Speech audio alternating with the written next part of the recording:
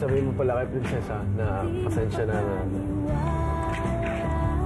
ganun naging trato sa kanya dito. Hindi ko alam na ganun pala nangyayari. Day 17 sa House B, pagkagising ni na Mariel at Tom, weekly task na agad ang kanilang pinag-usapan. Pag may time tayo, like ngayon, kain lang muna, tapos no? Kasi pag may task... Sa bisita pa. Oo. Kaya nga at the same time, ayoko rin makita yung kung may bago akong news na paano. Hindi ako makatulog kagabi. I guess I was thinking about a lot of stuff. Like, dance, Kira. Kagabi, in fairness. Ganun lang ako. Maya-maya'y napunta ang usapan kay Princess. Di ba? Hindi ko alam na ganun pala yung reaction niyo kay Princess. I just found out nung nawala na siya. I really think parang wrong impression talaga yun kasi hindi naman yun Yeah, ganun lang talaga yun. Na-offend lang talaga tayo. Siguro kasi loser na nga, parang pinamukha pa, parang ganun. Pero yung intention talaga is concerned just sa food. No big deal. Parang, okay. Alam mo naman ako, sa akin galing yung, okay. Kaya nga, I didn't want, parang get wrong impression kasi, ito siya, parang matahimik din. See? Parang... Sinong tahimik din? Yes, parang lang at first, parang akala ko... na-offend lang din ako sa kanya nung sinabi niya sa akin. Ano pangalan? Like that. Na pero... Parang ganyan, pero hindi... He means well, ganyan. Nung una, yung first impression kay Princess, mas hindi ko pa talaga napansin. Ito, mas napansin ko talaga yung... Ganyan lang. Ganun. Pero... First impression sa kanya, parang lasing. He was always spaced out, ganun. Matapos ang agahan ay nakipagkwentuhan na rin si Mariel sa bisita nilang si Jason. Kaya ko naikwento niyo, Lisa, ito yung pinakamaganda dito. Sobra naman, hindi. Tignan mo sa likod mo. Oo. Nasasay ako. Gosh. Si Patrick. Wala akong naririnig. Tahimik mo, Patrick. Luluto ako dito. Ano mga tawag sa inyo? Tawag? May struggling mom from Davao. Ibig sabihin nanay ka na? Mom nga talaga.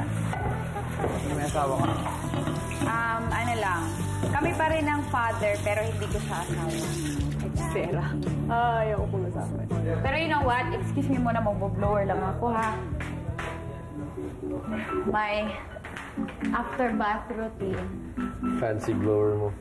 Ay, gusto ko talaga ang tanong na...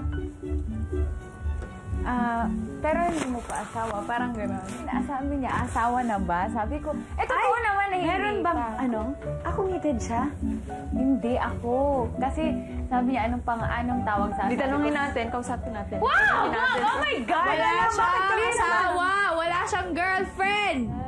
Ay, wala lang. Pwede ba? Sandali lang. Gusto ko lang makilig to the max dahil aalis na siya ngayong gabi, Diba? Pwede ba maging masaya? Kahit kung may araw lang. Kaya na tayo. Okay na. Gets ko na kung bakit siya ganun. Actually, I kind of find him cute. Bakit ka nagpapaganay? Siyempre! Ano ka ba? Kailangan mo ba itanong yun? Wala Ano ba to? Hindi bagay ang shorts ko sa, sa blouse ko. Ba't ba napaka-conscious mo? Siyempre nga, kasi alam mo na. Gusto ko magpa-cute. Ano ka ba? Munggahan na to ang 24 hours na tumatakbo. Sunod na kumausap kay Jason ang dating kasama sa House A na si Tom. Sabihin mo pala kay Prinsesa na pasensya na ganun naging trato sa kanya dito. Hindi ko alam na ganun pala nangyayari. Walang may pumaporma kayo, Wala, tol. Ang bahala doon. So, kahit parang try lang na puro wala. Hindi ka try. Sa akin, konti ng oras. 24 hours. Hindi pa nasulit. Kahit yung yakap nga, paalis. Sana sinagalan ko pa. Lunchtime nang nagsimula mag-ensayo ang House B.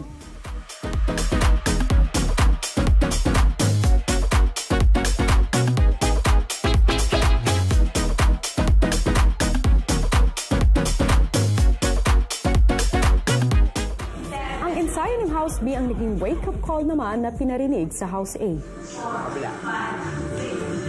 Hindi, trailer. Kabila. Ang nag-practice, Nag-practice sila tayo, hindi.